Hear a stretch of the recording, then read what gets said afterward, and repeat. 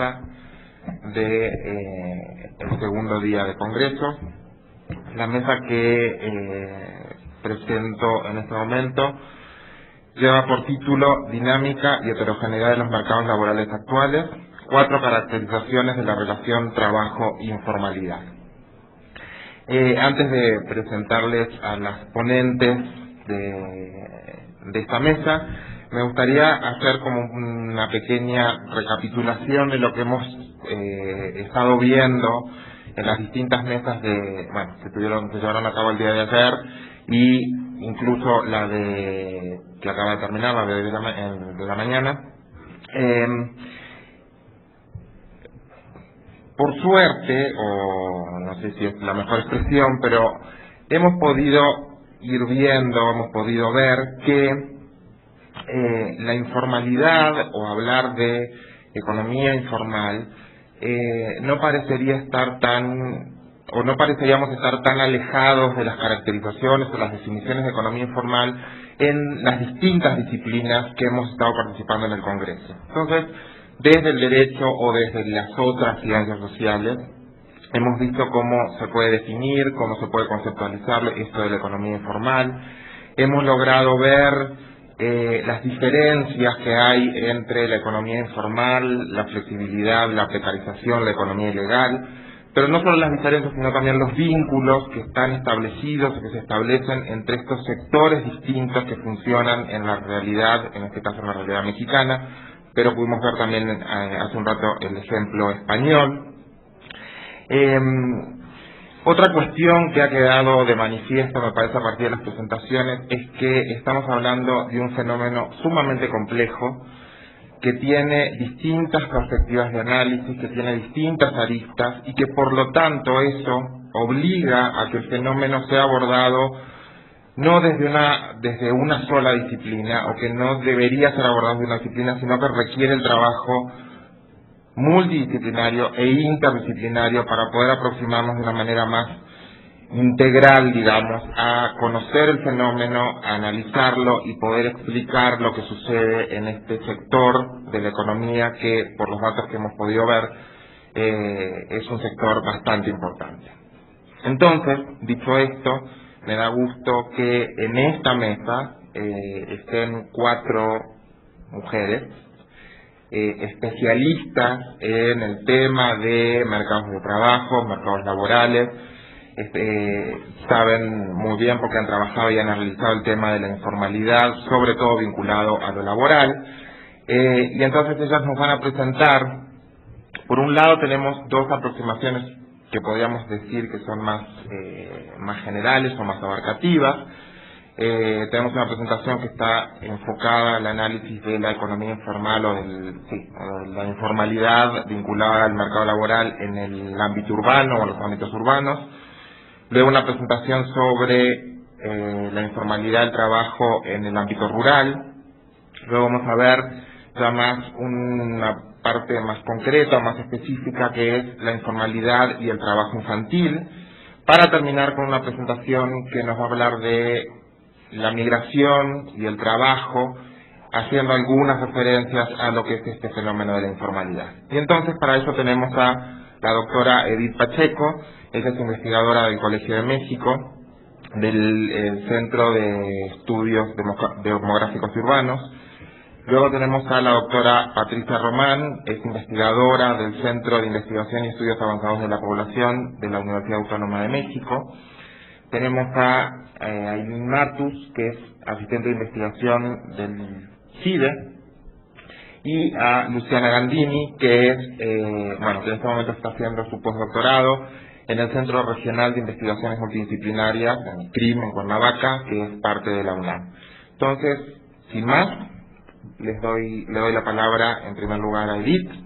Muchas gracias por aceptar la invitación y por estar aquí con nosotros. Gracias por la invitación, Mauricio. Yo titulé a mi presentación interrogando el propio concepto de la informalidad. Y pues es posible usar el concepto de informalidad para analizar la heterogeneidad del mercado de trabajo en los contextos urbanos.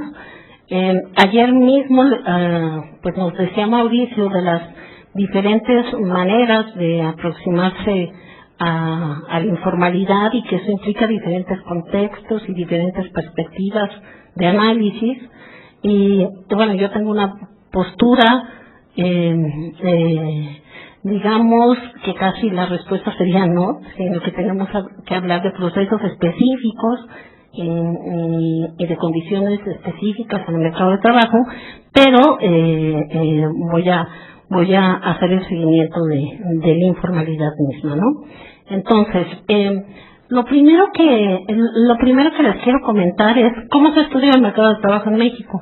En realidad, este asunto de la heterogeneidad, que es parte del título del panel, dinámica y heterogeneidad de los mercados de trabajo, pues la heterogeneidad en un principio era muy subyacente. O sea, en los años 60, 70 lo que interesaba era el proceso de industrialización, la urbanización, la propia terciarización, o sea, el asunto de la heterogeneidad o de sectores diferentes se abordaba de manera subyacente, no era un tema central. Pero en los 70 empieza la preocupación por la heterogeneidad de nuestros mercados de trabajo. Y en ese sentido empiezan a abordarse diferentes perspectivas para entender esa heterogeneidad. Ayer mismo nos platicaban de la visión de la marginalidad, más allá de la informalidad, ¿no? Y nos decía que la marginalidad se veía como más en las discusiones de lo urbano, ¿no? Pero esa heterogeneidad empieza con discusiones de marginalidad y en paralelo y un poquito después nace el asunto de la informalidad.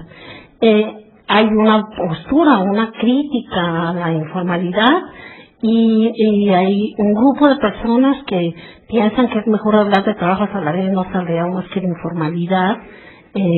A la par que se va desarrollando el tema de la informalidad y recientemente lo que acontece es que esos sectores que se veían como marginales, informales, que tenían las condiciones más deterioradas o se reflejaban con condiciones más deterioradas en el mercado de trabajo, no aparecen ya como los exclusivos. Y los sectores asalariados y formales comienzan a precarizarse. Y entonces aparecen otro tipo de conceptos. Entonces la informalidad ya no solo está en esos grupos, el asunto de las condiciones menos favorables ya no están en esos grupos, sino en el todo de la mano de obra, ¿no? Y entonces se empieza a analizar qué pasa con la precariedad de los trabajadores asalariados, qué tan vulnerables están, y empiezan a aparecer otro tipo de conceptos. Solo para que vean, en el tema de la precariedad, actualmente es uno de los temas más importantes. Una de las variables fundamentales es tener contrato permanente para dar cuenta de la estabilidad. Y en México resulta que un número muy importante de personas no tienen un contrato permanente de la mano de obra. Casi bastante a lo largo de un buen número de años, desde el 95 a la fecha, más o menos arriba del 50% de la mano de obra asalariada no tiene contrato permanente. Entonces eso nos dice de cuáles son las condiciones de nuestro mercado de trabajo. Pero bueno, esto es nada más para meterme un poquito a una de las variables de la precariedad que se usa.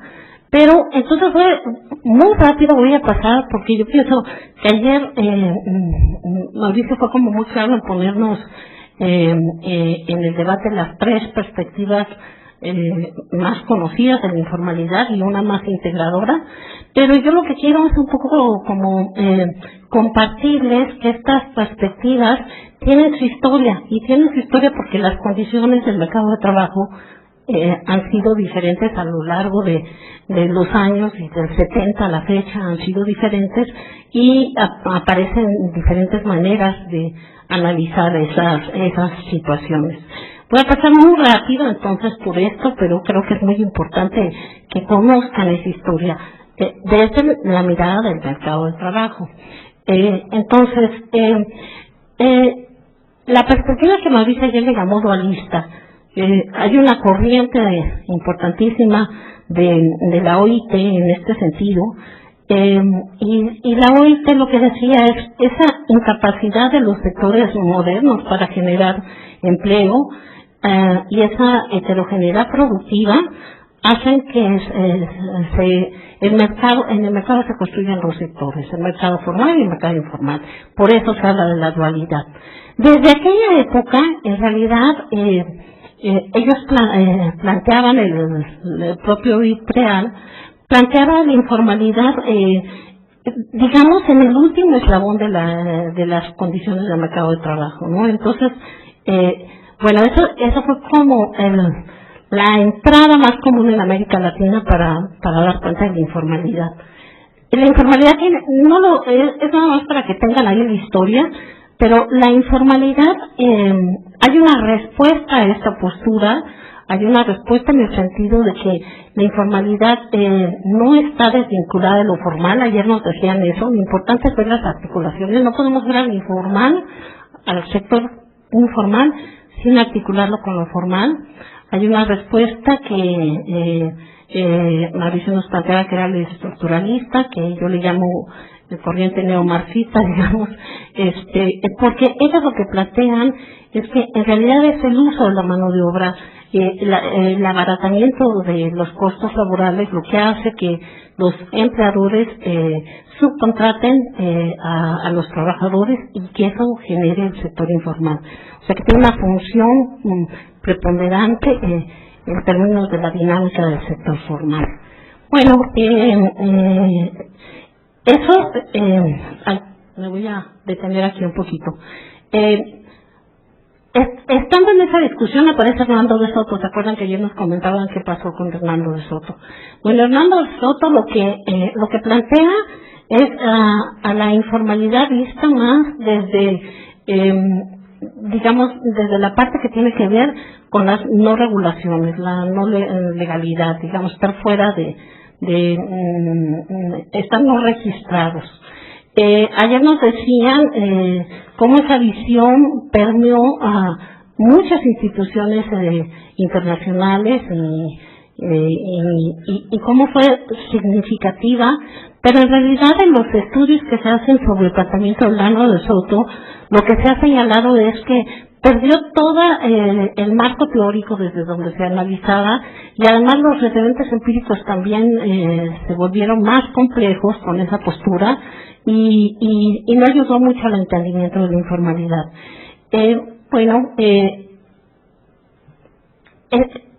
En realidad sí fue muy importante la postura de Hernando de Soto para tener un imaginario de la informalidad, pero era un imaginario muy digamos neoliberal, y esta visión de emprendedores de la población, ¿no? Ya entrados los 90, hay otra postura en América Latina que es que incluso se le lleva a llamar neoinformalidad. La persona que la planteó es Terry Sainz. A la fecha él dice, no, ya por favor ni usen ese concepto, ni me gusta, y no quiero que lo usen, prefiero hablar de heterogeneidad que de neoinformalidad. Pero lo interesante de él en realidad es que lo que planteó es que había que repensar a la informalidad en el marco de una realidad emergente, una realidad emergente en el sentido de la apertura comercial, la globalización, y entonces había que ver a la informalidad como con distintas miradas, ya no la informalidad vista como ese sector menos favorecido con condiciones precarias, etcétera, sino diferentes tipos de informalidad, porque también la informalidad nace con esta nueva forma de incorporarse a la globalización. Él plantea un nivel de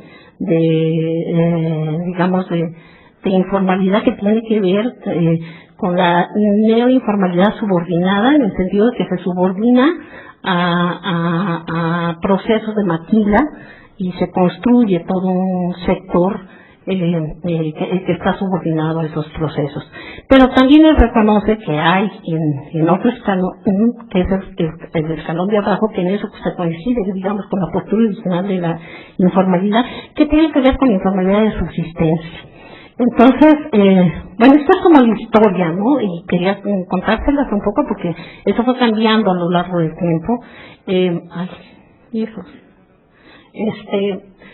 es lo que ha pasado metodológicamente hablando? Metodológicamente hablando, lo que ha acontecido es que hay muchas maneras de dar cuenta del trabajo informal, ¿sí?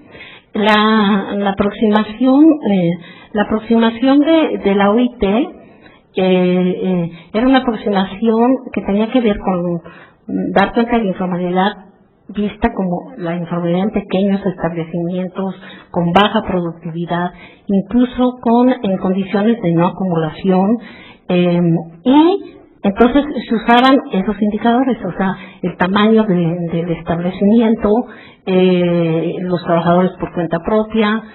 Esa era una manera de entrar a la informalidad. La postura del uso de la mano de obra familiar para ahorrar los costos de trabajo, esa postura usó mucho el dato de tener acceso a la seguridad social como un indicador importante, y eso Mauricio ayer nos lo planteaba, ¿no? Y bueno, el propio INEGI ahora tiene una postura acerca de la informalidad, en el sentido de que una cosa son los trabajadores informales y otra cosa es el sector informal. Y él en sus publicaciones da cuenta del sector informal. Y Mauricio nos decía, hablando del sector informal, como lo ve el INEGI, estamos alrededor del 29.6% de nuestra mano de obra está en el sector informal. Porque, ¿qué es para el INEGI el sector informal?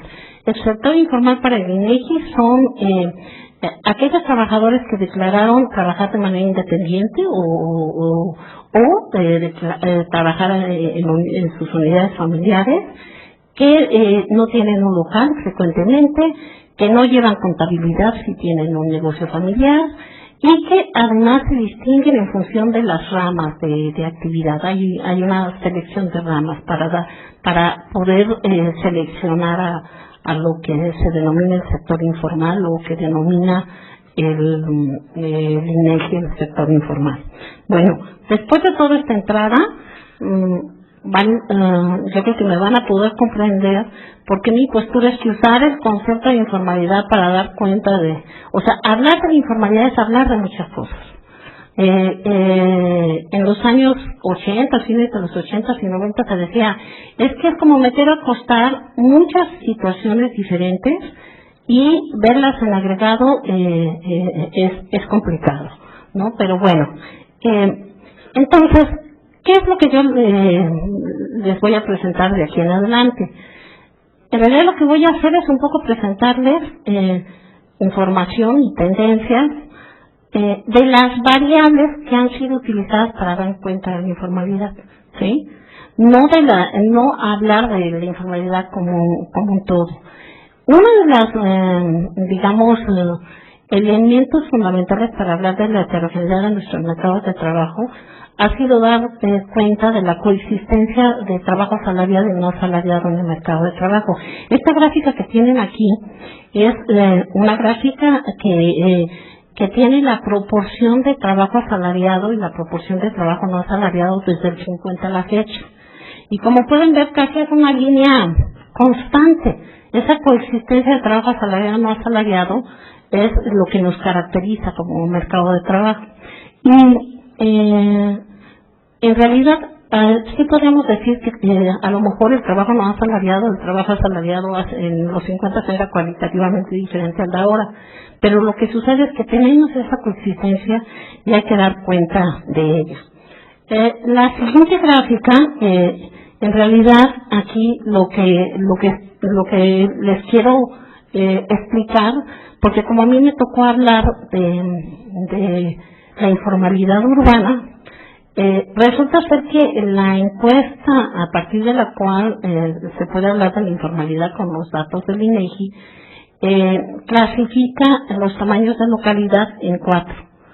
A los 3 primeros de abajo hacia arriba les llama las zonas más urbanizadas, y el último es lo que el INEGI le llama rural.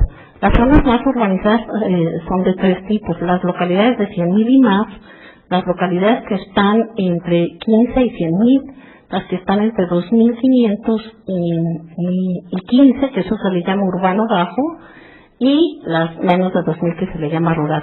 Cuando yo estaba pensando, aquí un privilegio para dar cuenta de la informalidad, a las demás de 100,000, a las que el INEGI le llama urbano medio bajo, pues bueno, entonces aquí de abajo hacia arriba, la primera de abajo hacia arriba es la de menos de 100,000, después las que están de 15,000 a 100,000, y de 2,500 a 15,000.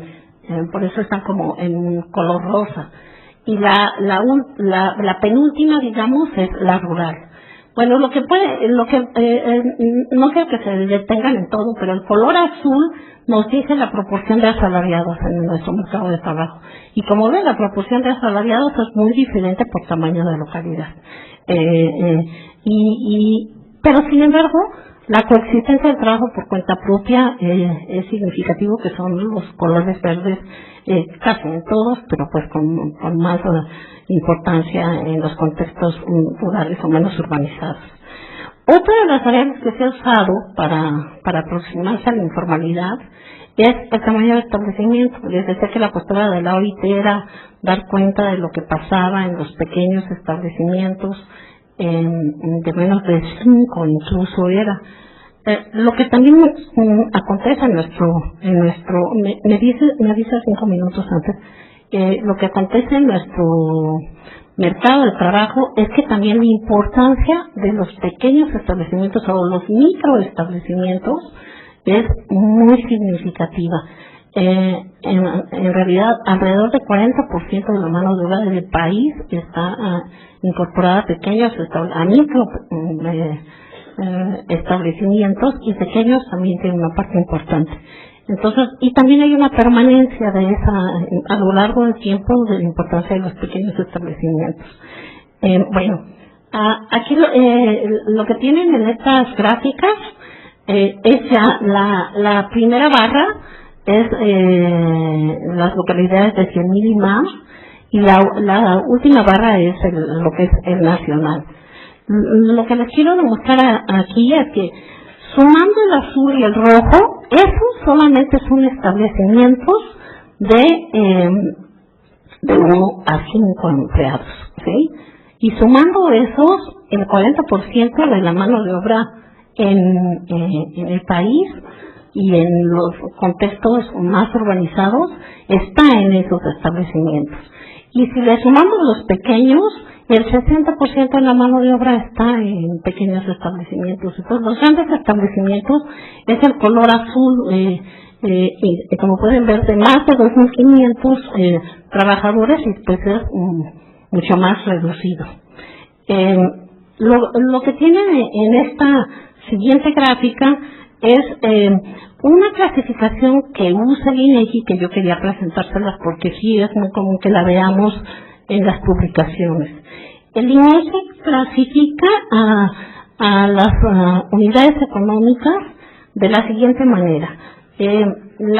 Los colores azules son las empresas o los negocios, el color rojo son las instituciones públicas o privadas, el color verde es el sector informal. Ese es el sector informal definido como ayer nos decía Mauricio, definido como el INEGI, y que en el total representa el 29.6%, ¿no? Pero también es diferencial por tamaño de localidad. Como pueden observar, en realidad uno podría pensar que uno creería que en contextos urbanos no hay tanta, digamos que el peso de cierto tipo de relaciones no es significativo, pero pues aquí vemos que en todos los tipos de localidad la importancia del sector informal es significativa. Y el propio INEGI, esta gráfica es para mostrarles que el propio INEGI muestra la tendencia a la alza de ese sector informal, con la visión restringida que les decía, ¿no? Porque pone muchas condiciones para considerarlo sector informal. Y esa tendencia ha sido creciente. Esta es una gráfica del INEGI. Bueno, me voy a saltar esta para que entremos ya a otra variable que ha sido muy importante para aproximarse a la informalidad, que es el acceso a la seguridad social o a los servicios de salud. Yo prefiero llamarle acceso a los servicios de salud porque la pregunta en la encuesta está definida de esa manera, aunque se ha utilizado como un indicador, un proxy de seguridad social. Bueno, lo que tienen aquí en esta gráfica es igual, de abajo hacia arriba son de tamaños de localidad más grandes hasta más pequeños, y la última es el total nacional. Bueno, lo que tienen es la proporción de los que sí tienen acceso a la seguridad social y los que no tienen acceso.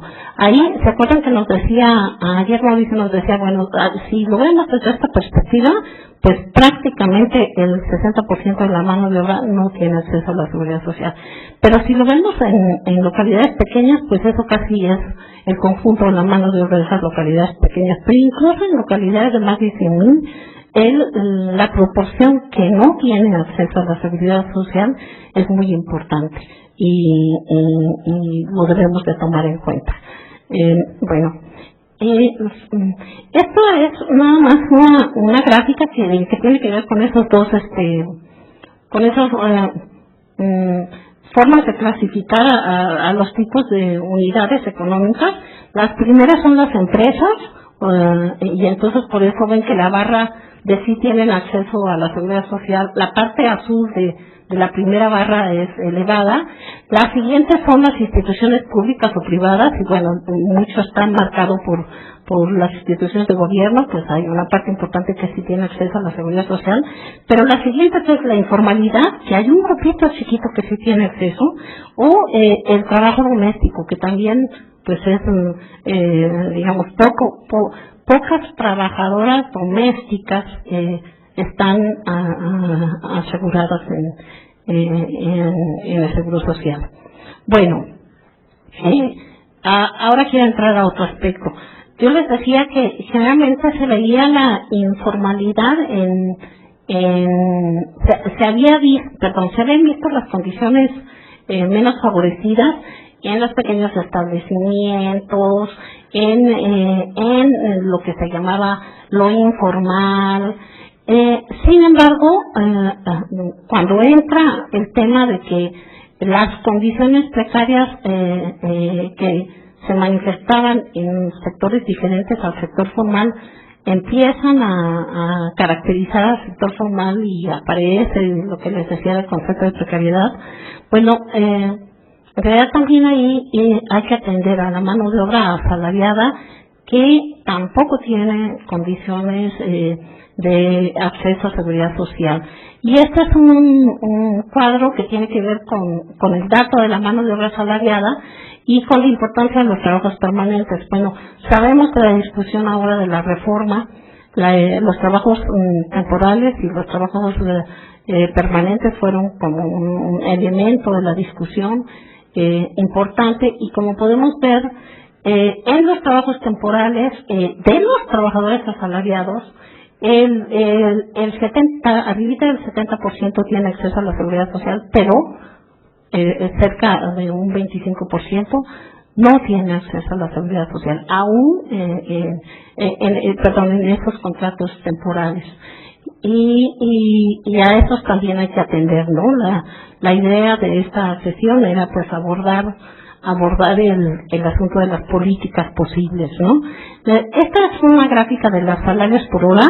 Esta es una gráfica, ya me voy a saltar, quiero cerrar. Esta es una gráfica de las jornadas laborales. La barra, el color verde tiene que ver con las jornadas de 35 a 48 horas, el rojo entre 15 y 34, menos de 15 es el azul y el morado es más de 48. Bueno, acuérdense que se aprueba el salario por hora. Es muy probable que una parte del trabajo que se genere tenga que ver con pocas horas de trabajo, y entonces ese rubro de 15 horas es un rubro que quizás pueda crecer.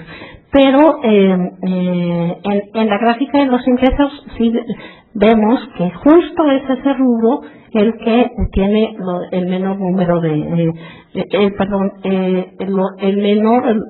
menor salario por hora. Finalmente, yo creo que es importante como ubicarnos, porque también cuando hablamos de las condiciones en el mercado de trabajo se habla mucho, y ahora en la reforma se habla mucho de los contratos colectivos, de la población que tiene la posibilidad de estar sindicalizada, pero en realidad es un grupo muy reducido de la población de la mano de obra. De la mano de obra asalariada, del 66% de mano de obra asalariada que tiene el país, solamente el 9% está sindicalizada. O sea, el otro 56% no está sindicalizado. Entonces, en realidad están desprotegidos, aún aún que sean asalariados. Y otro de los temas con los que quiero cerrar, que no tiene que ver exactamente con la informalidad, es el asunto del crecimiento del desempleo en nuestro país. Mucho tiempo tuvimos un desempleo que casi era constante, pero pueden ver esta gráfica y el desempleo está creciendo y de manera importante está creciendo. Entonces eso nos tiene que poner atención también en este grupo de población. Gracias.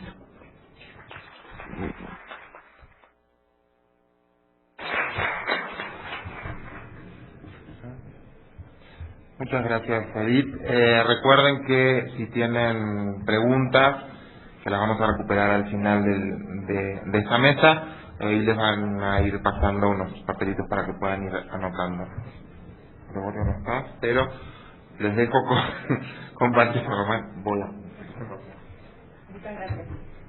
Buenos días a todos y muchas gracias, Mauricio, por la invitación. Bueno, la propuesta que les traigo tiene que ver con la informalidad y con el desarrollo y la forma en que entendemos la informalidad, pero en los sectores urbanos. Ya Edith nos señalaba nos dejaba ver algunas de las más importantes diferencias que hay y de lo significativo que es considerar las diferencias entre los distintos sectores de la población. Nosotros entendemos el sector urbano y lo trabajamos de acuerdo a las definiciones de INEGI, que son poblaciones de 2.500 habitantes y menos. Hay algunas discusiones en torno a esta situación y a este número, y se está discutiendo también las posibilidades de mover estos márgenes, pero en principio consideramos que lo rural tiene que ver con este tipo de poblaciones. Y también consideramos que en los sectores, en los mercados de trabajo rurales, la informalidad, aquí hay algunas características distintivas que tienen que ver con las propias condiciones de trabajo que tienen las personas en estos sectores. Para ello, lo que quiero es empezar señalando alguna especie de contexto general, ¿no? La informalidad se desarrolla en nuestros mercados de trabajo que tienen determinadas características que han llevado a que este fenómeno, a que esta situación de informalidad tenga la presencia y la intensidad que tiene. En principio tenemos que reconocer los importantes cambios que ha habido y continúa habiendo en nuestra dinámica laboral. Cambios que tienen que ver con situaciones políticas, sociales, culturales, fuertemente económicas. Y cómo esos cambios a la dinámica laboral han incidido en el creciente deterioro en las condiciones de vida de gran parte de la población trabajadora. Esa es una realidad a la que nos enfrentamos, independientemente de los sectores urbanos o rural de residencia. La pérdida de las condiciones de vida de la población trabajadora es una realidad y una característica del mercado laboral asociado a esta fuerte heterogeneidad que también Edith mencionaba. Y estas situaciones nos llevan a que los insuficientes puestos de trabajo sean también la característica actual de los mercados. fuertemente, presencia que se siente con más fuerza en los mercados de trabajo rurales. Estos insuficientes puestos de trabajo se relacionan con la última gráfica que nos mostraba Edith del crecimiento del desempleo. Un crecimiento del desempleo que viene de manera sostenida y constante. En este sentido, lo que nosotros reconocemos como los principales problemas que tenemos ahora en los mercados de trabajo que se vinculan con estas situaciones tiene que ver fundamentalmente con la generación de fuentes de trabajo, fuentes de empleo dignas. Y en este sentido, y muy vinculado a esta deficiencia que tiene nuestro mercado de trabajo actual de generar estas fuentes de empleo en condiciones de dignidad para los trabajadores, está este crecimiento del sector informal, que es el tema que ahora nos convoca, como generador de fuentes de trabajo. La informalidad como espacio donde mayormente se dan y se crean los empleos a los que se pueden ubicar, en los que se puede ubicar la mano de obra. La forma en que entendemos la informalidad y la forma en que nos aproximamos tiene mucho que ver con lo que ya Edith nos señalaba, ¿no? Con algunos de los elementos que Edith nos señalaba y que también Mauricio presentaba entonces el día de ayer. En principio, entendiendo que la informalidad es un fenómeno multicausal que va a estar determinado y que es incidido por una serie de eventos. Vamos a ver ahora qué pasa con la reforma laboral y qué incidencia va a tener, por ejemplo, en la forma en que se posiciona el sector informal. Entenderlo como fenómeno multicausal es determinante para que entonces podamos medirlo también de esa manera y ser además siempre muy específicos en la forma en que lo recortamos teóricamente y lo medimos y nos aproximamos metodológicamente. Nosotros consideramos entonces que es un fenómeno multicausal y que dependiendo del área y de los sectores de la economía en los que estemos trabajando debemos también enfatizar algunos de estos elementos de la multicausalidad que lo relaciona. Por otro lado, la aproximación a la informalidad también nos permite entenderla como un proceso en el que intervienen distintos factores, además de los factores económicos. La economía juega un papel central en la definición del sector informal, pero también intervienen otros factores. Y desde la perspectiva teórica, generalmente nos aproximamos a la informalidad a través de los enfoques de FREAL, como los primeros enfoques en dar un sustento teórico al tema, los enfoques del sector no protegido o del sector no estructurado, que son elementos de los cuales Edith ya estuvo haciendo un recorrido y que implican también una postura teórica al momento de plantearse el análisis de los datos vinculados con el tema. Esto sí. ¿Por qué es importante que nos detengamos en las características que tiene el sector informal dentro de los espacios rurales? Porque, y lo presentamos aquí, nuestro sector rural, en México, el sector rural, tiene una importancia destacada.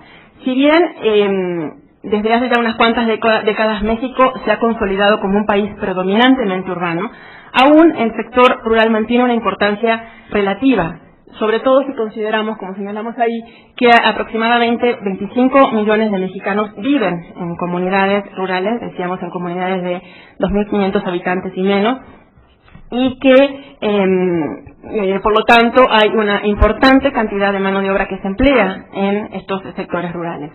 En este sentido es que consideramos que es relevante que nosotros podamos estudiar y entender cuáles son las características y las condiciones de vida en estos espacios y que podamos entender en este sentido la característica que adquiere la informalidad en espacios rurales, que viene asociada generalmente con condiciones de pobreza.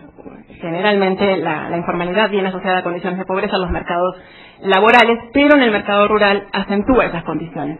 Y por eso señalamos que además de la importancia que tiene el sector rural en nuestro país y lo importante que es por lo tanto entender la forma en que se vive en ese sector rural, reconocemos que también tenemos que tener en cuenta que uno de los objetivos del desarrollo del milenio era la reducción de la pobreza.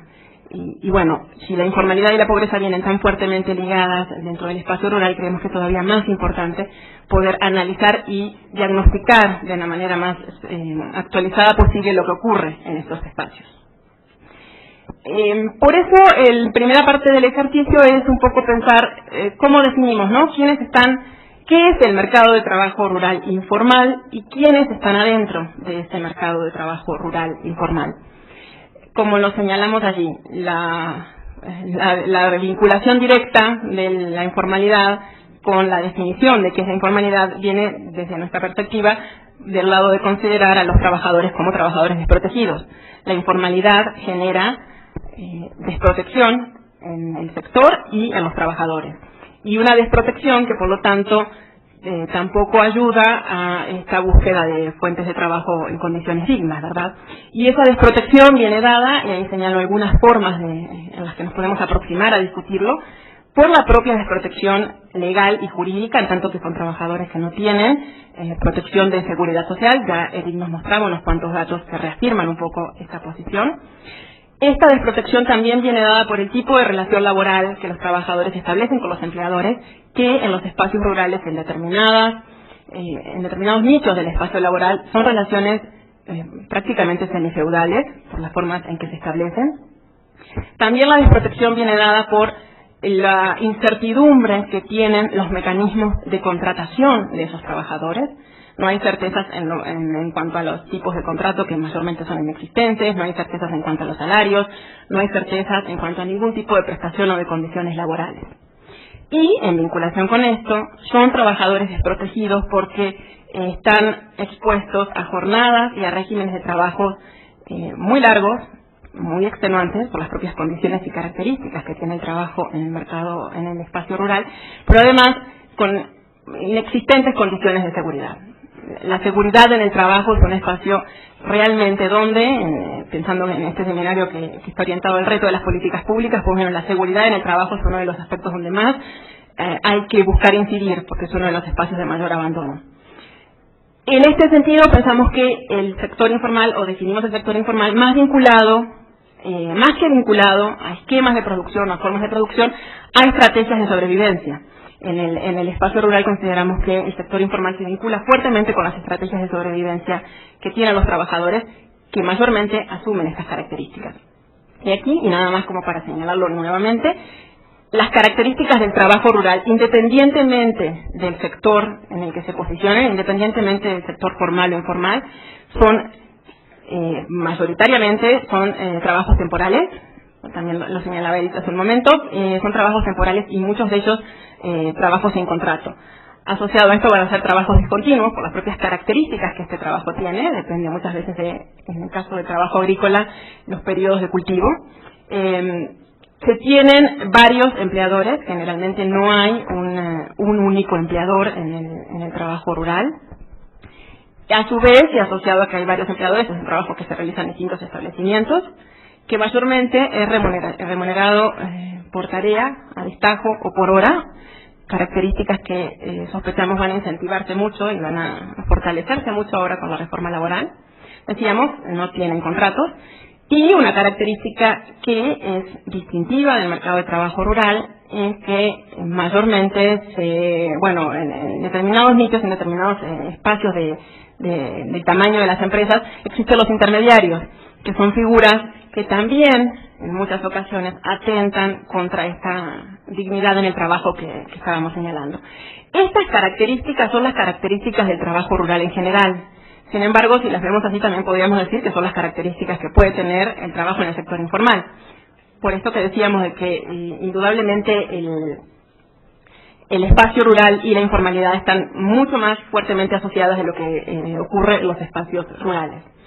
Ahora, ¿cuáles son algunas características del mercado de trabajo rural en México, independientemente de los trabajadores, como estábamos diciendo?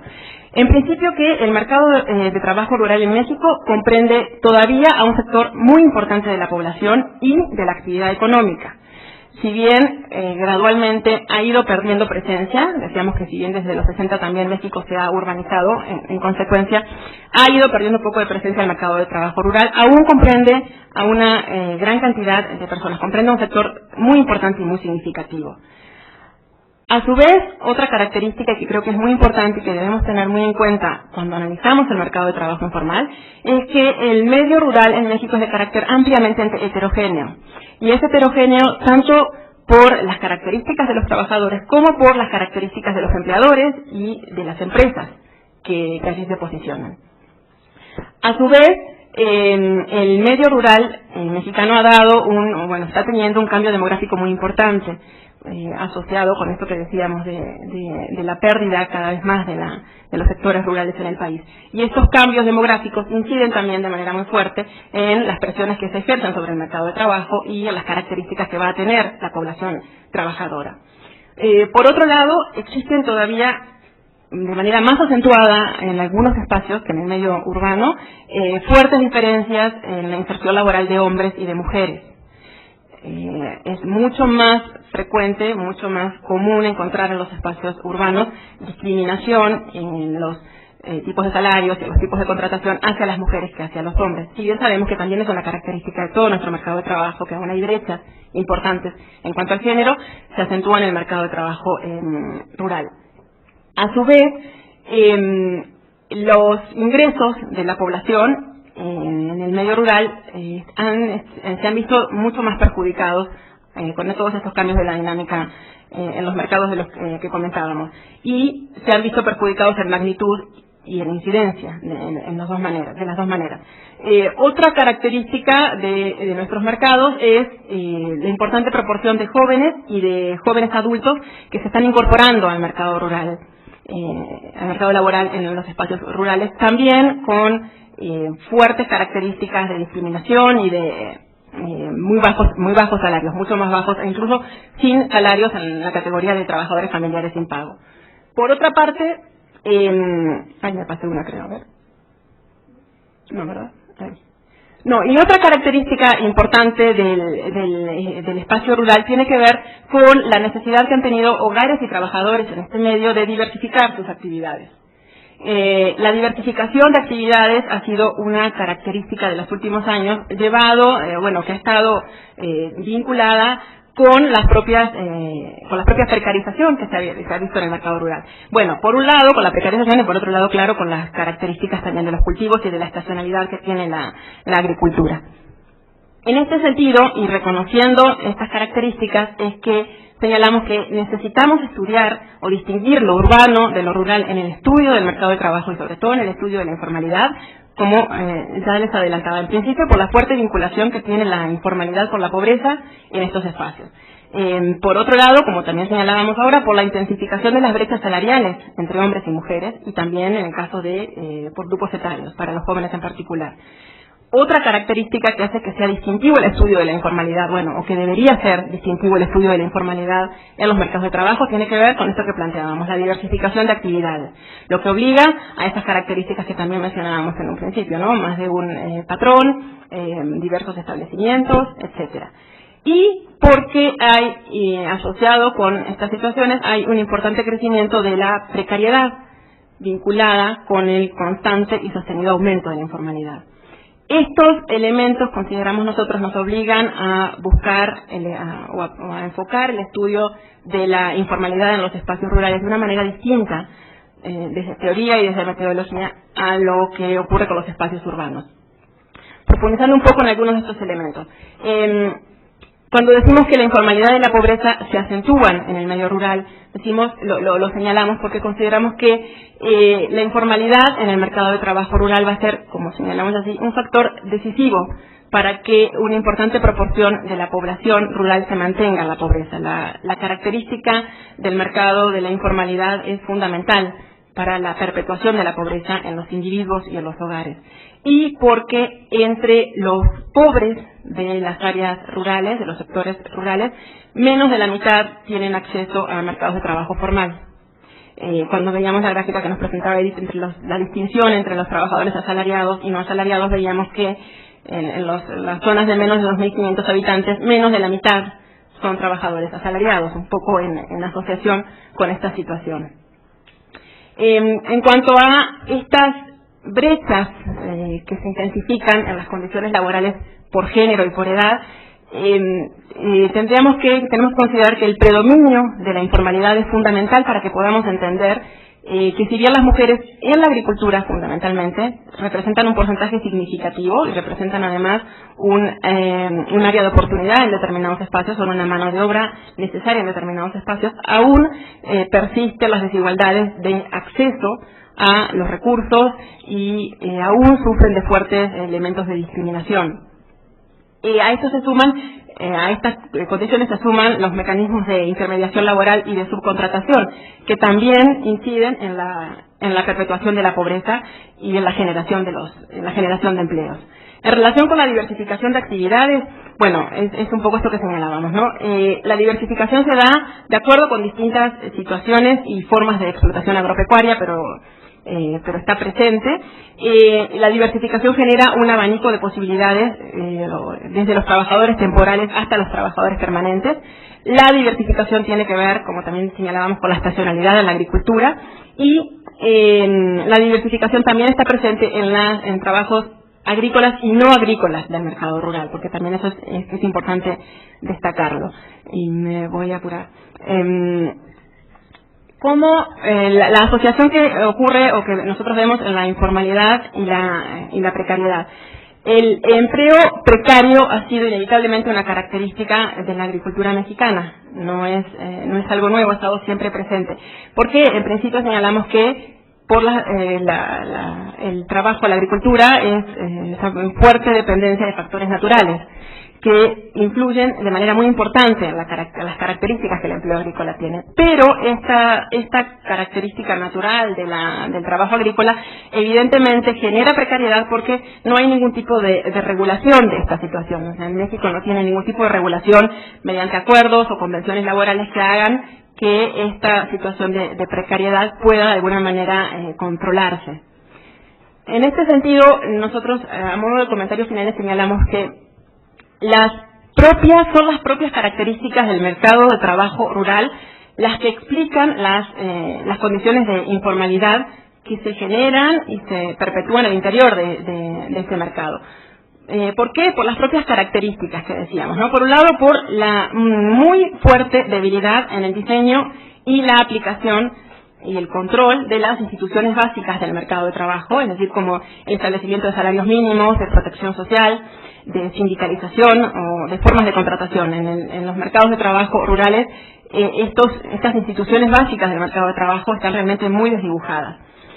Por otro lado, por importante presencia del trabajo infantil, no lo mencionamos ahora, pero hay un elemento bien importante a señalar que tiene que ver con el trabajo infantil en estos sectores, y por la acentuada discriminación por género. Creemos que estos elementos inciden mucho en que el mercado de trabajo rural perpetúe condiciones de informalidad.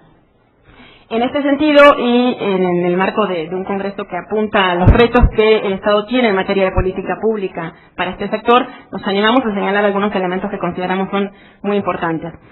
Por un lado, decimos que se deben mejorar las condiciones generales de los trabajadores agrícolas y que esta mejora de esas condiciones se puede buscar ofreciendo marcos reales y efectivos de seguridad social. Reales y efectivos porque existen determinados marcos que regulan las formas de empleo dentro del mercado rural, pero que no son reales, no se ajustan a esa heterogeneidad que decíamos es una de las características de nuestros mercados rurales. Por otro lado, y asociado a estos marcos reales que deben existir, se tienen que fortalecer la vigencia del cumplimiento de la legislación vigente y las sanciones que correspondan en ese caso, así como impulsar incentivos más decididos para el cumplimiento de la legislación laboral. Uno de los puntos fundamentales en este cumplimiento de la legislación tiene que ser establecer un salario mínimo de forma obligatoria. No está pautado en una gran cantidad de espacios del mercado rural, no están pautados los salarios mínimos y es un punto fundamental como institución básica del mercado de trabajo. Otro elemento al que podemos apuntar en este sentido de las políticas públicas es que, dada la fuerte verticalidad que existe en las relaciones laborales entre empleados y empleadores, dada esta relación de asimetría tan intensa que existe, es fundamental que exista una participación proactiva para la información sobre los derechos laborales de los trabajadores rurales, así como la promoción de la organización sindical y de negociaciones colectivas. Señalaba Edith hace un momento el bajo porcentaje de trabajadores que están vinculados con organizaciones sindicales y la desprotección que significa estar al margen de estas organizaciones. Pues bien, en este sentido es necesario que, dado que en el trabajo rural aún hay más asimetría en estas relaciones laborales, es muy importante que se puedan promover estas situaciones. La propia dinámica de la economía rural ha generado una importante movilización de población trabajadora y con frecuencia esa movilización se da con la familia. De ahí que es necesario que se puedan atender estas situaciones, de desplazamientos familiares con como señalamos allí, los complejos procesos sociales, económicos, demográficos, culturales que esto significa. Por otra parte, se debería concluir que debería plantearse más bien la elaboración de una ley general del trabajo que incluya a los trabajadores agrícolas con derechos que no pueden ser distintos, ni mucho menos inferiores que el del total de los trabajadores, que el general de los trabajadores. Debe plantearse esta ley general del trabajo de manera mucho más equitativa. Bueno, y hay un punto que tiene que ver con los subsidios, que es bastante más amplio de desarrollar, pero que también implica políticas públicas que vinculen, que fortalezcan el tema de los subsidios. Y nada más ya para terminar, la OIT señala que la gran cantidad de personas que trabajan en condiciones de informalidad en el sector rural nos indica la presencia de un importante déficit de trabajo decente en nuestra región, pues significa que se ganan el sustento en condiciones precarias, sin seguridad, sin derechos y con bajos salarios. Y esta es no solo la definición o la forma de entender el sector informal, sino tristemente también el mercado de trabajo rural en México. Muchas gracias.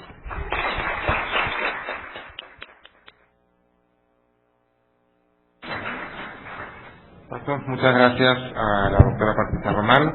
Ahora le doy la palabra a Ailín Matus, y por ser locatario voy a poner. Muchas gracias por la presentación, Mauricio, y a todos por estar aquí.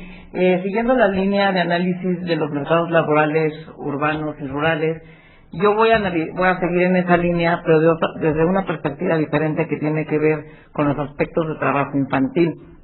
Actualmente, según lo establecido en la OIT, cerca de 215 millones de niños menores de edad trabajan en el mundo, privándose de cualquier tipo de oportunidad de darse una vida como niños, y muchos de estos menores no acuden a la escuela, no tienen tiempo para jugar porque trabajan de tiempo completo y están expuestos a las peores formas de trabajo infantil. El trabajo infantil es un tema que debe ser abordado desde diferentes perspectivas y en relación con la estructura laboral, el impacto de la pobreza, como ya decían, la exclusión social y la inequidad de género. Por tal motivo, voy a comenzar por hacer una revisión de los derechos fundamentales garantizados en el derecho convencional y autónomo en nuestro país. Ay, no se ve la presentación. Partimos de que la reforma constitucional en materia de derechos humanos de 2011 planteó nuevas formas para concebir, interpretar y aplicar los derechos humanos en nuestro país. Según lo establecido en el artículo 1 constitucional, se reconoce que toda persona goza de los derechos y mecanismos de garantía reconocidos tanto por la Constitución como por los tratados internacionales, así como recoge la figura de interpretación conforme, el principio de interpretación conforme, el pro persona y los principios de universalidad, interdependencia, indivisibilidad y progresividad de los derechos. De lo anterior se desprende la relevancia que han cobrado al día de hoy los convenios internacionales en materia de derechos humanos y más cuando se trata de menores de edad. Partimos de que existen varios convenios internacionales que protegen a los menores de edad en los diferentes ámbitos de su vida. Sin embargo, en el supuesto que nos ocupa, que es la informalidad y el trabajo infantil, nos interesa analizar 3 instrumentos jurídicos convencionales que estipulan los derechos de la niñez y establecen los parámetros normativos para abordar las acciones públicas de prevención y erradicación de la explotación infantil. Específicamente, estos instrumentos son la Convención sobre los Derechos del Niño, el Convenio 182 sobre la prohibición de las peores formas de trabajo infantil y la acción inmediata para su eliminación, y el Convenio 138 sobre la edad mínima de admisión al empleo, ambos de la Organización Internacional del Trabajo. La Convención sobre los Derechos del Niño establece en su artículo 32 que los menores de 18 años tienen el derecho a estar protegidos contra la explotación económica, contra el desempeño de cualquier trabajo que pueda ser peligroso o entorpezca su educación o que sea nocivo para su salud o para su desarrollo físico, mental, espiritual y social. Además de que señala que los Estados partes están comprometidos a adoptar medidas legislativas y administrativas, sociales y educacionales para garantizar este derecho, pero sobre todo se obligan a 3 cosas.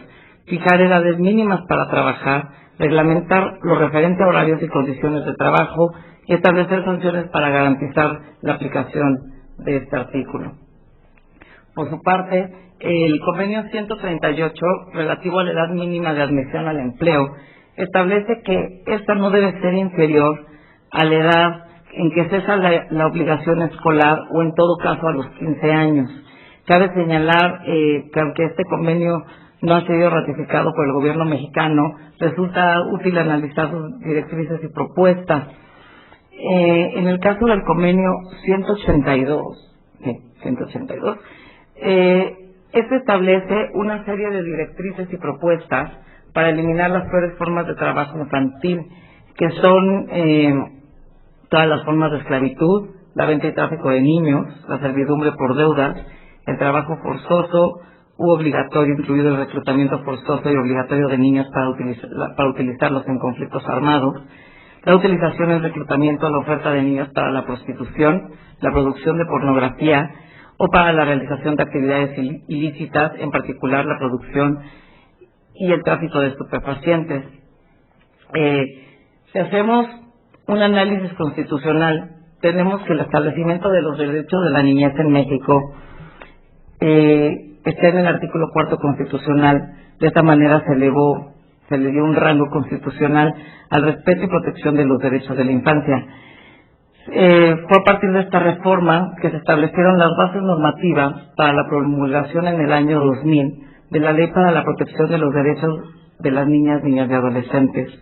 En específico, esta ley distingue que serán niños y niñas todos aquellos que tengan menos de 12 años y que serán adolescentes los que tengan entre 12 y 18 años de edad. Esta distinción, quiero dejar claro, no supone la existencia de derechos diferenciados para niños y adolescentes. Sin embargo, sí puede derivar en la definición de políticas públicas específicas según las necesidades de la edad de niños y adolescentes. El objetivo de esta ley es asegurarle a los niños, niñas y adolescentes o menores de edad un desarrollo pleno integral que implica que puedan formarse física, mental, emocional, social y moralmente en condiciones de igualdad. Ahora bien, para garantizarle estos derechos, esta ley reitera la prohibición constitucional de contratar laboralmente a menores de 14 años de edad bajo cualquier circunstancia. Como podemos observar, esta disposición es consistente no solo con la Constitución, sino con la normatividad sobre trabajo infantil estipulada en el artículo 123 de la Constitución y la Ley Federal del Trabajo, las cuales prohíben la utilización del trabajo de los menores de 14 años. Existen diferentes perspectivas desde las cuales se puede analizar el trabajo infantil. Por un lado, tenemos que el trabajo infantil formal es legal siempre y cuando se cumpla con lo establecido en el ordenamiento jurídico. Ahora bien, que el trabajo infantil sea desarrollado de manera informal no implica que forzosamente sea ilegal. La ilegalidad depende de si existe una norma prohibitiva o no. En este sentido, podemos decir que puede llegar a existir trabajo infantil informal que sea legal, siempre y cuando sean mayores de 14 años y demás. Sin embargo, existen otras formas en que los menores son empleados dentro de la economía informal que son consideradas en sí delitos. Dependiendo del bien jurídico tutelado en estos supuestos, la integridad del menor es puesta en peligro al mismo tiempo de que éste se encuentra sujeto a una condición de explotación. En estos casos, a mí me parece que lo grave no es el aspecto de informalidad, sino el contexto delictuoso en el cual el menor es explotado poniendo en riesgo su vida. Ahora bien, el trabajo infantil no implica forzosamente un delito. Sin embargo, el trabajo infantil en la economía informal está generalmente vinculado a actos delictivos por el contexto en el que son realizados dichas conductas, que generalmente son conductas ocultas o actos ocultos. Como podemos observar, existen diferencias considerables entre las numerosas formas de trabajo infantil. Y si bien el término trabajo infantil suele definirse como aquel que priva a los niños de su niñez, su potencial y dignidad y que es perjudicial para su desarrollo físico y psicológico, existen una serie de condiciones que favorecen que se dé y que se lleve a cabo el trabajo infantil. Los principales factores sociales y culturales y económicos que facilitan la incidencia del trabajo infantil son, desde mi punto de vista, en primer lugar, una situación de pobreza del hogar y la poca escolaridad del jefe de familia. En muchos casos son aspectos determinantes del trabajo infantil, ya que provocan lo que se conoce como transmisión intergeneracional de la pobreza.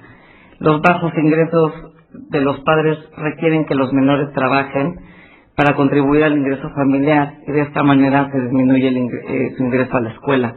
En segundo lugar, el trabajo infantil puede competir con el trabajo de los adultos, sobre todo en sectores que demandan mano de obra poco calificada, como es el caso de algunos trabajos en el sector agrícola o actividades económicas de poco valor agregado en las zonas urbanas. En tercer lugar, el hecho de que la educación no sea percibida por los menores de edad y por sus familias como una oportunidad auténtica para adquirir habilidades y actitudes que contribuyan a mejorar sus condiciones de vida futura, es un incentivo para que ellos ingresen desde una edad temprana al mercado de trabajo y ya no a la escuela. También la percepción social y cultural sobre el trabajo infantil como un recurso para que los niños adquieran habilidades específicas y como medio de preparación para la vida, incide en su entrada a la vida económica desde edades muy tempranas, además de que es considerado como un factor de preparación práctica para la vida y le da un plus de que es un ingreso económico que los menores pueden llevar a su hogar. Como podemos observar, el trabajo infantil se encuentra regulado jurídicamente en nuestro país. Sin embargo, cubrir un ámbito legislativo me parece que no es suficiente cuando existen una serie de obstáculos socioculturales y límites estructurales que no nos permiten darle un seguimiento integral a este tema. En este sentido, la medición del trabajo infantil en nuestro país sigue siendo un reto, dado que en la mayoría de los casos se desarrolla en la ilegalidad o en la clandestinidad, además de que existen dificultades de orden práctico para capturar en las estadísticas oficiales la magnitud del trabajo infantil en toda su dimensión. En el caso de México, las estadísticas laborales que se difunden al público en general registran solamente a la población de 12 años o más que realizan alguna actividad económica o buscan un empleo. Estos menores de edad caen en lo que se conoce como la población económicamente activa o el PEA, lo que supone al menos dos dificultades para conocer la dimensión y características del trabajo infantil. Primero, las estadísticas laborales no registran a la población menor a 12 años de edad que trabaja, dejando libre un amplio sector de la población infantil que sí puede estar realizando actividades laborales, sobre todo en regiones y contextos de pobreza y marginación.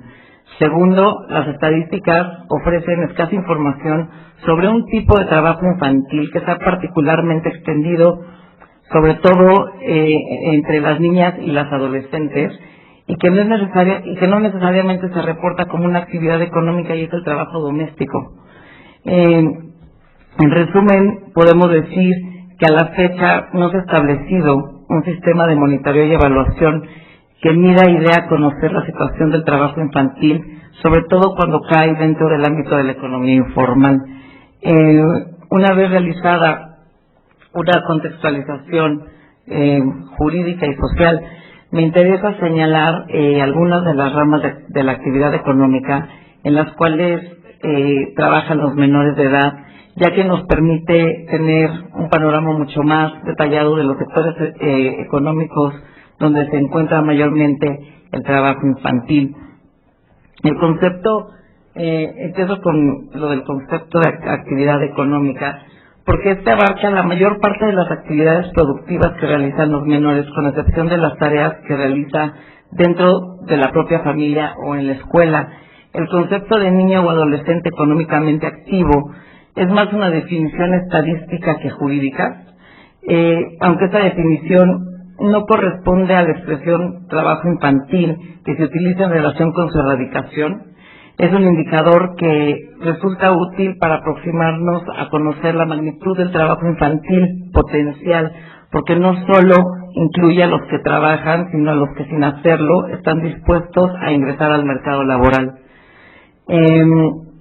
Los efectos económicos y sociales del trabajo infantil son muy complejos, ya que inciden desde el nivel microfamiliar hasta el nivel macrofamiliar. Y a nivel microfamiliar, en el corto plazo, el trabajo infantil incrementa el ingreso del hogar, o sea, traen dinero, están trabajando, traen un ingreso al hogar, a tal grado que en muchos países la aportación económica de los menores representa una parte importantísima de los ingresos de las familias más pobres, mientras que a largo plazo disminuye la formación de capital humano, ya que muchos de los niños que trabajan no asisten a la escuela, otros la abandonan antes de concluir la educación básica y unos más lo continúan estudiando, por lo que al llegar a una edad adulta sus oportunidades de desarrollo de empleo se restringen a empleos poco calificados y de bajos salarios, contribuyendo de esta manera a reproducir los esquemas de organización familiar y las condiciones de pobreza. Si evaluamos este problema desde un enfoque familiar, muchas familias consideran que los menores de edad deben apoyar en las tareas del hogar. Este trabajo, que por lo general no es remunerado, contribuye indirectamente a la economía familiar de la siguiente manera. Los niños y niñas, al no asistir a la escuela, cubren las necesidades de primer orden, como son las actividades de aseo de la vivienda, así como el cuidado y la alimentación de los integrantes del hogar, permitiendo que de esta manera los miembros adultos del hogar puedan insertarse en trabajos remunerados y ya no tengan que satisfacer esas necesidades de primer orden. Este enfoque refleja la fuerte división sexual del trabajo dentro de los hogares, ya que las tareas domésticas y el cuidado de los niños son actividades que con frecuencia recaen no solamente en las mujeres adultas, sino en las propias niñas, que desde edad muy temprana comienzan a desempeñarlas. En suma, el trabajo doméstico, aun cuando no forma parte de las definiciones internacionalmente aceptadas sobre trabajo, representa una contribución en especie al bienestar de las familias. Este tipo de trabajo es considerado trabajo doméstico excluyente, en el sentido de que los menores dedican muchas horas a las actividades del mantenimiento del hogar y excluyen el desempeño escolar. Ahora bien, el trabajo doméstico excluyente es cualitativamente distinto del trabajo infantil doméstico en hogares de terceros. Este último implica todas las actividades domésticas que realizan los menores en aquellos hogares en donde no existe una línea de parentesco directa. El trabajo infantil y adolescente doméstico en hogares de terceros es una actividad que suele permanecer oculta y que no se reconoce como trabajo en términos económicos. Otro tipo de trabajo que me interesa señalar es el trabajo infantil que se realiza en el campo. Ahora bien, para que podamos entender el trabajo infantil en el campo, debemos analizar algunas características de su demanda y oferta en este modelo de producción agrícola que en común contrata trabajadores y jornaleros por periodos específicos según el tipo de cultivo y la temporada, obligando a muchos de estas familias a emigrar, porque como solamente va a haber trabajo en una sola época del año, entonces van toda la familia y se traen a los niños y demás para juntar el mayor ingreso, porque en la siguiente temporada ya no va a haber cosecha ni siembra. Entonces, la demanda de trabajo depende mucho de los cultivos y del tiempo de cultivo. De esta manera, como podemos ver, el trabajo infantil tiene un lugar a lo largo de un amplio espectro, y es en uno de los extremos del trabajo puede ser beneficioso y promover el desarrollo físico, moral, mental del niño sin interferir con su educación. Ahora bien, antes de terminar, creo que es importante mencionar que existen dos ámbitos del trabajo infantil que se encuentra prohibido en México. Por un lado, se refiere a la población infantil que realiza algún tipo de actividad económica prohibida por la normatividad mexicana, ya sea porque incumple con formalidades establecidas legalmente para contratar a un menor de edad o porque constituye un delito en sí mismo. Por ejemplo, pongo como ejemplo la trata de personas, ya sea en su modalidad de explotación sexual, comercial, infantil o laboral, constituye un delito previsto y sancionado por las normas penales vigentes en nuestro país y como tal debe ser perseguido y sancionado, además de que ha sido denominado por algunos instrumentos internacionales como las peores formas de trabajo infantil. A raíz del esfuerzo de organismos internacionales, instancias gubernamentales y organizaciones de la sociedad civil, es que en México se han adecuado los respectivos códigos penales para abordar la explotación sexual comercial infantil. Es innegable que existe una relación entre la trata de personas y el trabajo infantil y que esta última puede llegar a ser una modalidad de la primera.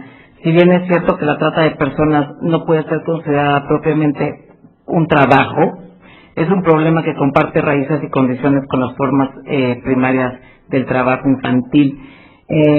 Por otro lado, actualmente se han utilizado a los menores de edad por la delincuencia organizada y han sido reclutados por grupos criminales para participar como informantes en la producción de drogas o como pistoleros. Muchos de estos menores son secuestrados, reclutados en contra de su voluntad o ellos mismos deciden ser parte de estos grupos para sobrevivir porque son atraídos por el dinero fácil o para encontrar una forma de protección. Y digo, básicamente para terminar, en conclusión, me parece importante terminar señalando los siguientes puntos. El primero está relacionado con el marco jurídico nacional.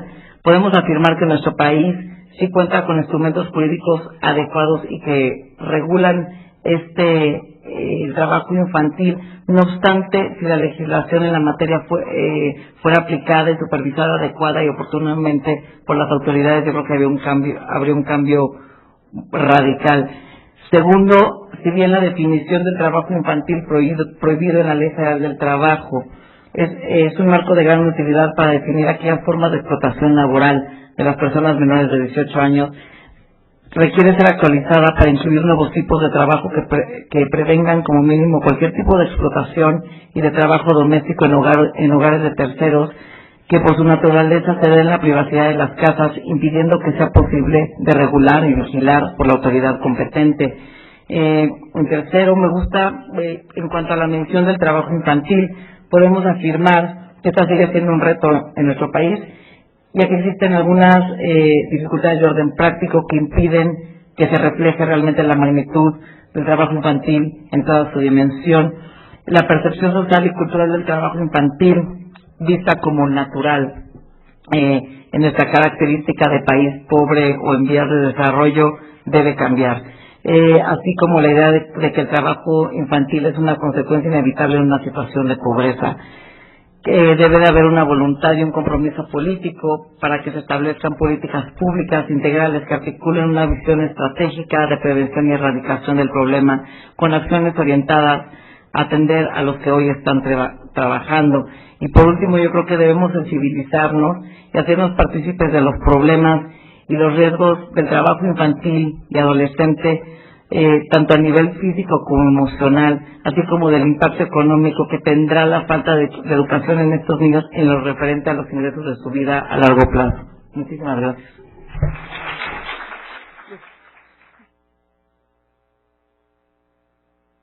Muchas gracias, Ailín. A continuación le damos la palabra a la doctora Luciana Gandini.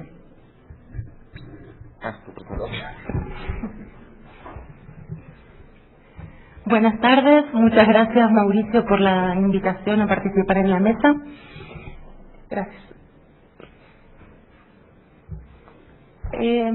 La presentación que voy a hacer a continuación está enfocada al caso de la migración y al análisis de algunas de las características y condiciones laborales de la migración y en particular de la migración calificada.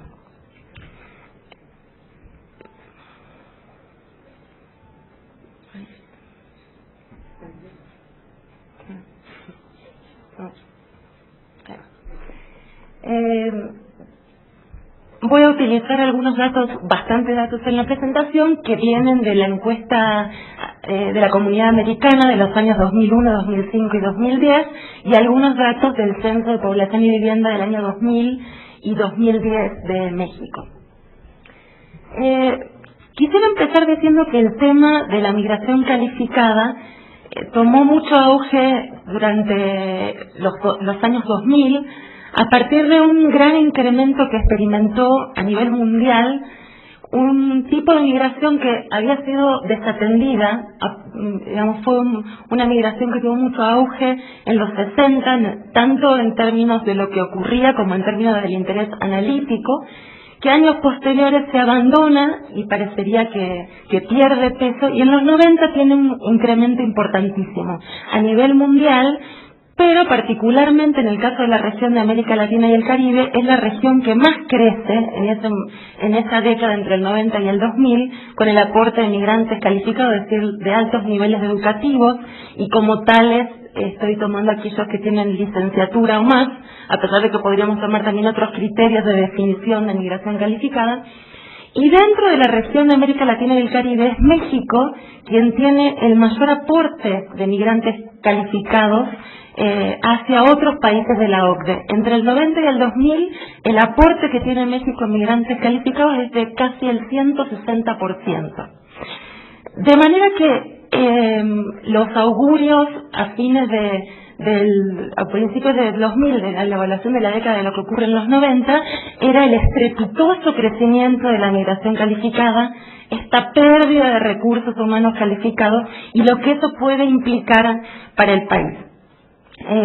En términos analíticos o de perspectivas teóricas, existen dos posturas bastante antítesis, una que sigue una línea clásica inspirada en la idea de fuga de cerebros de los 60, en donde se ven a estos recursos justamente como una pérdida del país y una pérdida en distintos sentidos. Por un lado, porque se interpreta que son recursos, capital humano que se pierde porque se va hacia otras partes del mundo, y porque se ha invertido económicamente en este recurso humano y se pierde económicamente y en términos de capital humano.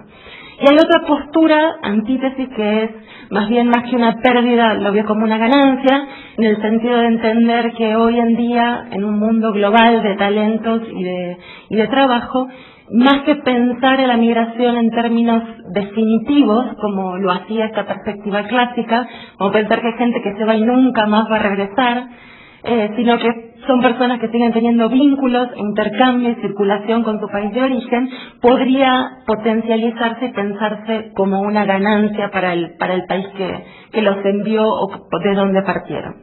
En realidad, creo que verlo de una manera u otra tiene que ver con el tipo de política, con el tipo de condiciones del mercado, que el propio mercado de trabajo de origen y de destino ofrecen para poder capitalizar el desarrollo de esos recursos humanos.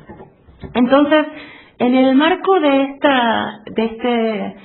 este boom de la migración calificada y que generó una gran preocupación, particularmente en México, es que voy a presentar algunos datos sobre lo que ocurrió en la década siguiente, o sea, entre el 2000 y el 2010, a modo de ver si realmente sigue esta tendencia y qué es lo que sucede en términos de inserción laboral.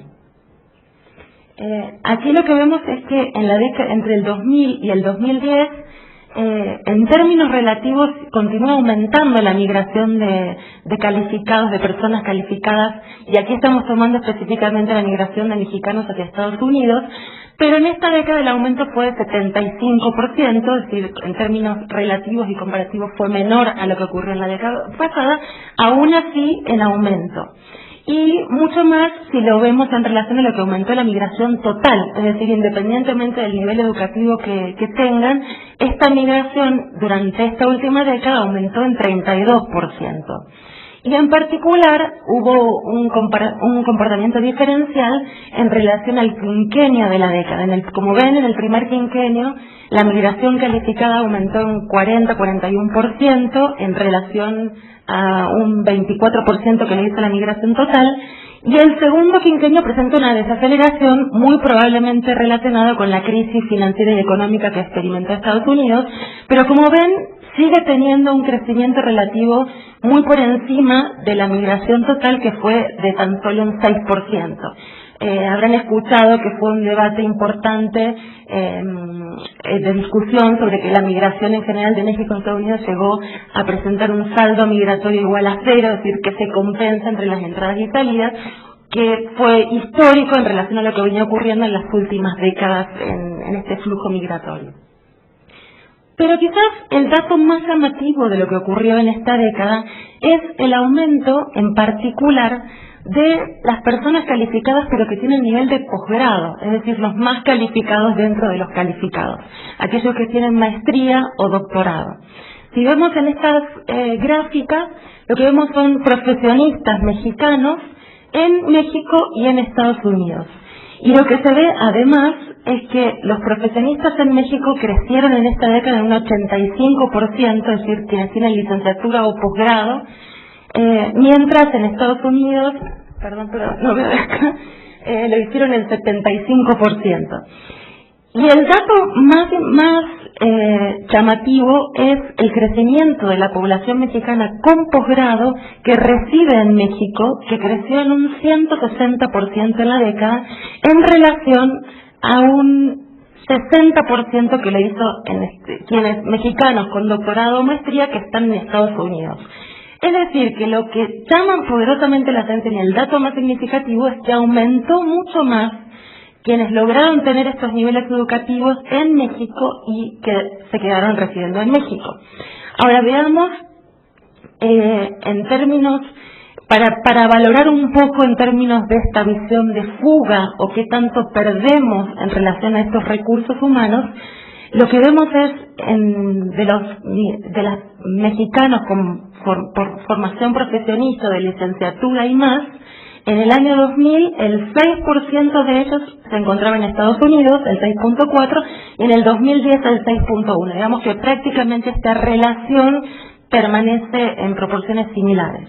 Sin embargo, si vemos específicamente en el caso de la población con posgrado, vemos que este peso disminuye de casi un 20%, es decir, 2 de cada 10 mexicanos con posgrado en el año 2000 residían en Estados Unidos, mientras que en el año 2010 disminuye al 13%.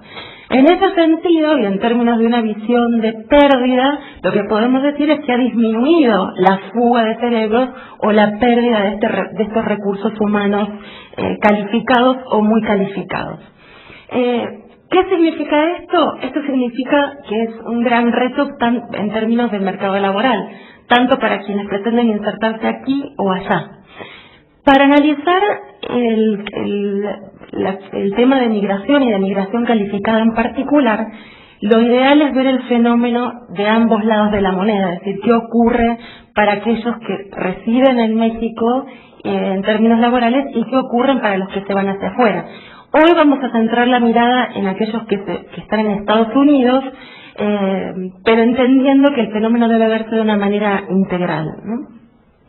Entonces, dado este contexto, lo que quisiera ver en las siguientes diapositivas es qué pasó entonces con los mexicanos que tienen posgrado desde una perspectiva comparada en términos de la inserción en el mercado laboral en Estados Unidos, es decir, qué pasó en relación a sus pares, a otros calificados con el mismo nivel de calificación en esta última década. Lo primero que se aprecia en términos generales es que hay un cambio en términos del peso relativo que tienen las regiones en el aporte de estos recursos humanos de alta calificación en Estados Unidos. En general hay una tendencia al gran peso de los asiáticos, asiáticos calificados en Estados Unidos, porque evidentemente hay políticas explícitas tanto desde Estados Unidos como desde Asia para favorecer este intercambio. Si vemos en el transcurso de la década entre el 2000 y el 2010, el 60% del incremento de este capital humano lo aporta Asia, y van disminuyendo otras regiones como Europa, que tiene un peso histórico más importante, y México, que tenía un 3.9% de aporte relativo en el 2000, pasa a un 3.6% en el 2010. Es decir, hay una disminución del peso relativo de los mexicanos con posgrado en Estados Unidos.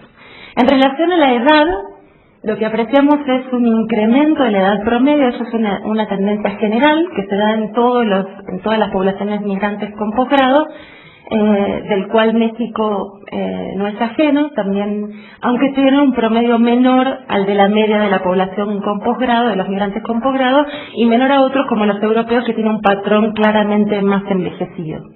En relación al sexo, hay una tendencia, congruentemente con lo que ocurre en la migración en general, a la feminización de la migración, pero aquí en México exhibe un patrón distinto a lo que ocurre en el resto de América Latina.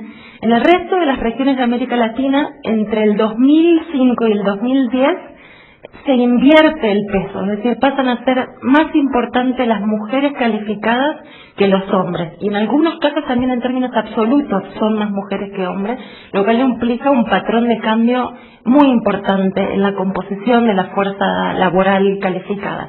México sigue esa tendencia, pero sin embargo sigue presentando aún niveles mayores masculinos que femeninos.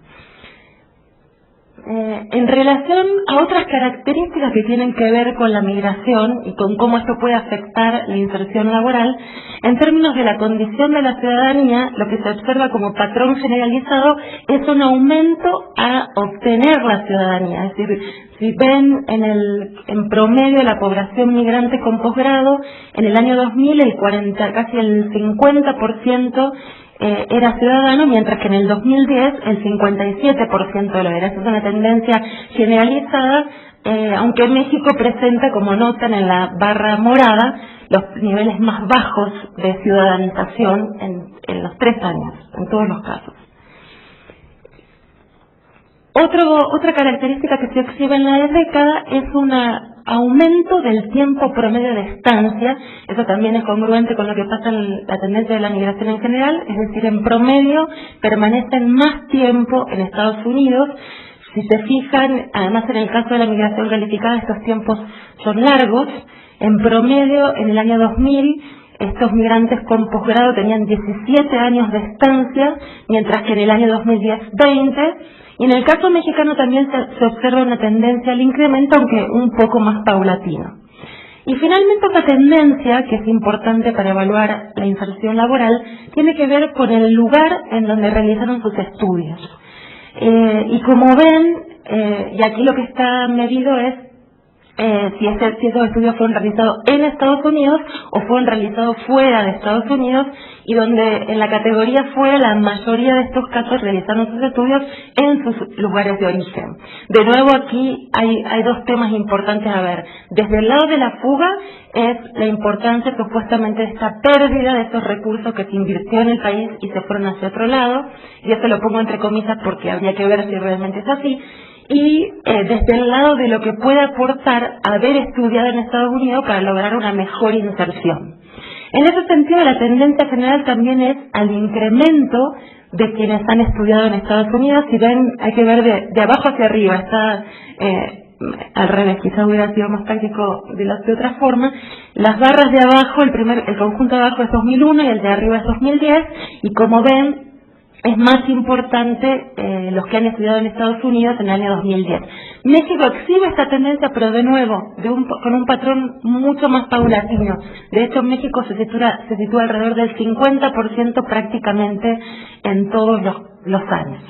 ¿Qué sugieren entonces estos grandes patrones? Que la migración calificada o muy calificada con posgrado en general se ha hecho aún mucho más selecta, con tiempos de estancias más prolongados, con mayor ciudadanización, con mayores porciones de personas que estudian en Estados Unidos. Es decir, son características que tenderían a pensar que ayudan al logro de una mejor inserción en el mercado de trabajo.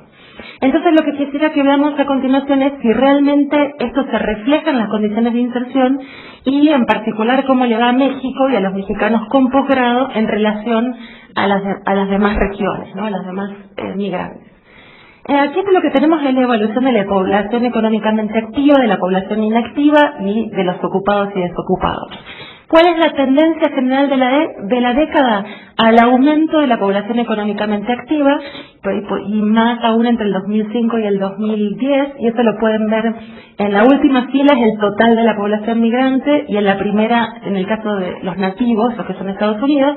Esa es una tendencia general, pero se observan en particular en el caso de México, este aumento del peso de los activos, de los que están en la población económicamente activa, se refleja particularmente en el caso de los desempleados.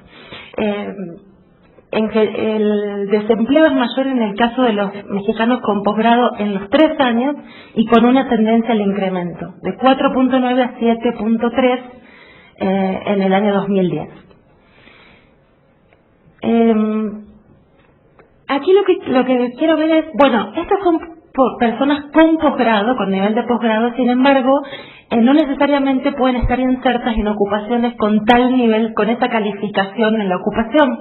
Entonces, lo que se refleja en este cuadro es cuántas de estas personas con posgrado logran insertarse en una ocupación con nivel que exija nivel de posgrado profesionista o directivo.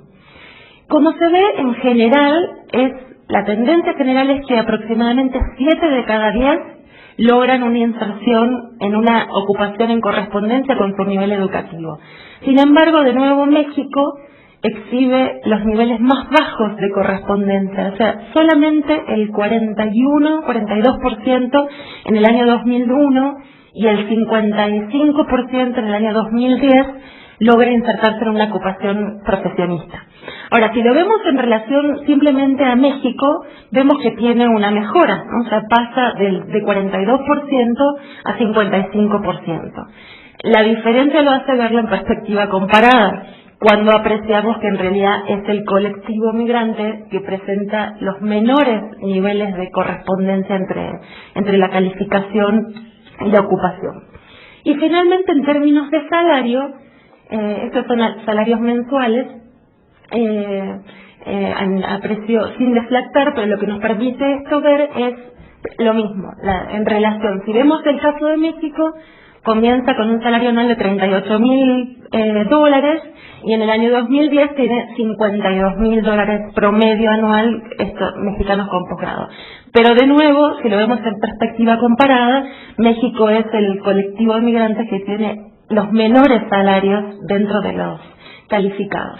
Veamos algo, en términos de brecha salarial, esto es la brecha salarial para el año 2001, y aquí, bueno, México exhibe una de las menores, junto con África, una de las menores brechas.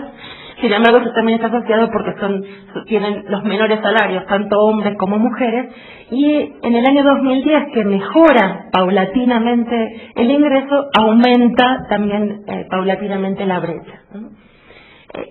¿Qué pasa si vemos los ingresos en relación al tipo de ocupación? Porque podemos decir, bueno, está bien, no les va tan bien, pero ¿qué sucede el hecho de tener una ocupación profesionista versus insertarse en una que no es profesionista, que no requiere estos niveles de formación?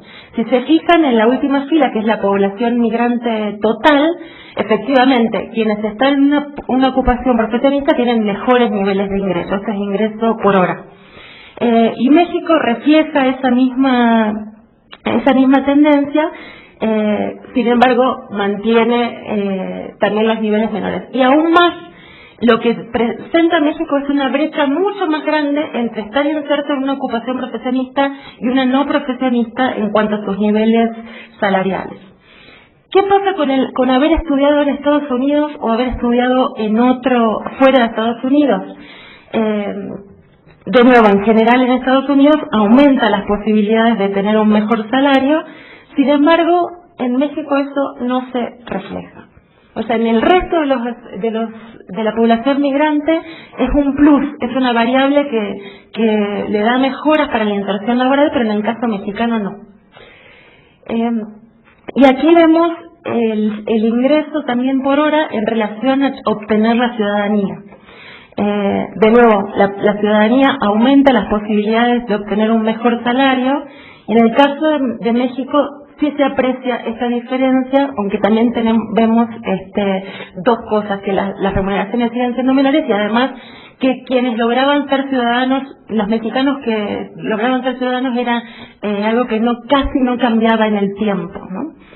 Y por último voy a presentar dos cuadros más en donde vemos el haber estudiado en Estados Unidos en relación a obtener una ocupación profesionista. Y aquí también vemos que en general, en la última fila, para los migrantes en general, haber estudiado en Estados Unidos propicia la obtención de una ocupación profesionista, y en el caso mexicano también, aunque en menores proporciones. Y finalmente, en relación a la ciudadanía, tener ciudadanía norteamericana permite tener mejores posibilidades de insertarse en ocupaciones profesionistas, aunque de nuevo México se encuentra en una posición bastante relegada. A modo de síntesis, ¿qué es lo que vimos aquí? Aquí vimos algunos indicadores que no necesariamente se van en consonancia con la medición de la informalidad. Y hay dos cosas para destacar aquí. Por un lado, que los indicadores clásicos, ya vimos que hay una variedad de indicadores, Edith mostró varios, y las presentaciones anteriores sugirieron tantos otros. Muchos de esos indicadores en la medición de la incorporación de migrantes calificados en Estados Unidos no son indicativos realmente de las condiciones laborales. Entonces, si vemos, por ejemplo, si están insertos en trabajadores por cuenta propia, dependiendo del tamaño, no dice grandes diferencias en relación al tipo de ocupación, al tipo de logro que tienen este tipo de migrantes, ¿no? Lo que vemos también es que muchas de estas características reflejan que en realidad los migrantes y los migrantes calificados no son una excepción, están sujetos no solo a los ciclos de la economía y a la coyuntura, sino también a situaciones estructurales del mercado de trabajo. Estas malas condiciones de inserción laboral en las que están los migrantes con posgrados mexicanos muestran que es una tendencia de mucho más largo plazo y que no está asociada específicamente a una coyuntura de crisis, ¿no? Y quizás para retomar la idea de la fuga de cerebros, este gran crecimiento de la población con posgrado, que en este caso no vimos en la presentación, pero que tiene grandes problemas de inserción en México, vemos que tampoco logra buenas inserciones en Estados Unidos. Entonces, esto que podría pasar de ser una fuga o una pérdida a convertirse en un recurso capitalizable para México, en tanto y en cuanto tuvieran buenas inserciones, buenos ingresos, mejoraran su infraestructura de trabajo, generar redes de trabajo y de circulación de conocimiento con México, evidentemente disminuye. Si las condiciones laborales no son buenas aquí y no son buenas allá, digamos que es una dimensión binacional que no se despega en el caso de la migración calificada, ¿no? Finalmente, terminaría con dos comentarios, y es la importancia del análisis comparativo en general, en particular en el caso de la migración, porque pone en perspectiva. Si veíamos muchos indicadores, tomábamos a México solo, pues parecería que no le hubiera ido tan mal. En general mejoró, están en mejores ocupaciones profesionistas, aumentó el salario y demás. Ahora, al verlo en términos comparados y comparado en función de la población en específica, permite ver que en realidad comienza la década en una posición relegada y termina en la misma posición. Y finalmente, en la necesidad de repensar indicadores para la medición de fenómenos y grupos sociales particulares. En el caso de la presentación anterior veíamos la cuestión de los niños que necesitan mediciones e indicadores en particular, y en este caso también para que realmente permitan captar expresiones de informalidad y de precariedad específicas. En el caso de la migración calificada, medir la correspondencia o no entre el nivel de calificación y el tipo de ocupación que ocurren es un buen ejemplo de ello, ¿no? Muchas gracias.